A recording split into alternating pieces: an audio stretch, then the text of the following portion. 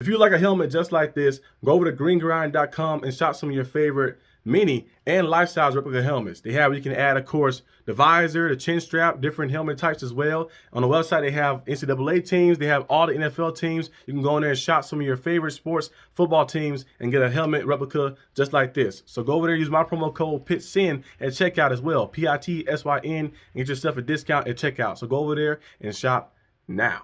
Hello, my viewers. Welcome back to the channel. By the video title, you know what this video is about.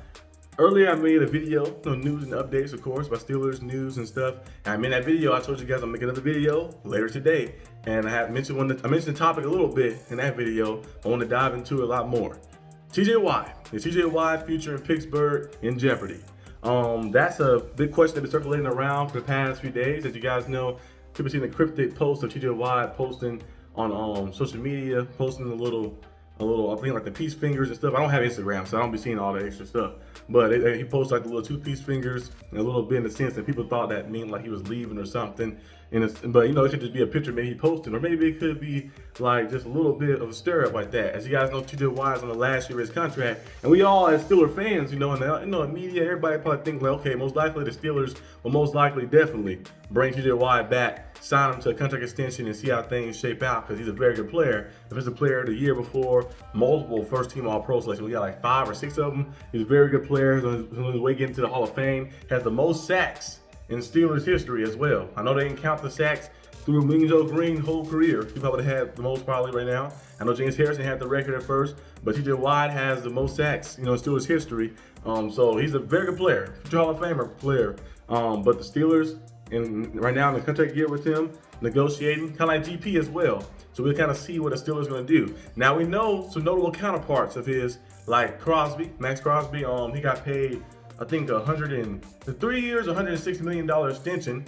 Then you look at, of course, Myles Garrett, which is the big one, who's a guy who's kind of neck and neck with him, similar, defensive player of the years, all pro selections and all the great things. He got paid, I think, a 4-year extension for was $160 million with $123 million guaranteed. So he's getting paid basically $40 million a year, like that, on a yearly salary. So the Steelers could possibly match that, around that range to get TJwatt, something similar. TJwatt is 30 years old. He's still very good. He's still effective. The Steelers have a losing record when he doesn't play. I know a lot of fans are bringing up, well, TJwatt has been here, but they haven't won any playoff games with TJwatt. They haven't won this with TJwatt. They haven't been to the Super Bowl with TJwatt. They haven't done any of that stuff. So maybe the Steelers should trade him, and maybe they might trade him. In my opinion, I think you should keep him. You should keep your core guys around, see how things shape out. You get this offense kind of booming and overloaded with what you got now with DK Metcalf, GP. You add some other pieces in the draft and see how things kind of shape out and go like that. But a lot of fans are saying maybe they should trade him away and get a haul of picks and a haul of things and then see what happens. The only thing I can think about, if you wasn't trade TJwatt, which I don't think you should, but if you wasn't trade TJwatt, I'm trying to see where would you trade him to. Like, there'll be some contending teams that's going for him. Of course, the Eagles will be a team that look for it, but the Eagles first round pick gonna be late first rounder every time. It'll be like a 31st, 32nd pick like that, because they're gonna be in contention. Look at a team like, I don't know.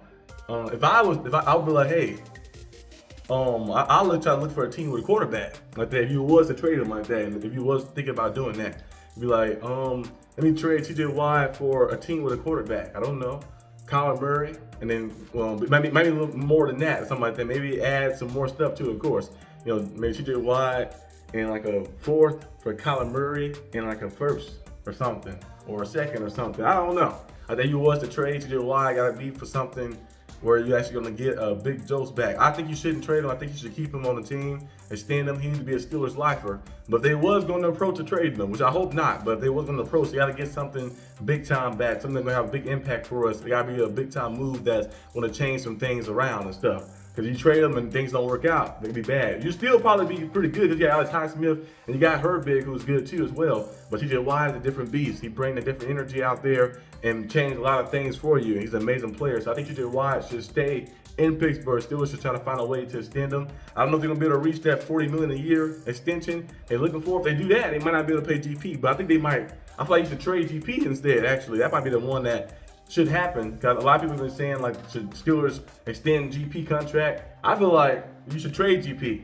You trade GP, you draft the receiver higher up in the draft to pair with DK Metcalf, and then you trade GP away for picks and stuff and see how things go. Because you could draft a receiver this draft right here. It's a lot of guys in this draft. You draft one in this draft right here. I know some people said, what they trade GP away to get before the draft and then take somebody higher up. They can do that as well too. So we can see a combination of something. But I feel like if you pay tjwatt that $40 million a year, you might not be able to pay GP unless some other things happen or you mix some things up. But I rather go that approach in that sense. I like tjwatt is one of our best player on the team and our best player on defensive side. So you keep him around. He's still in the midst of his prime and stuff.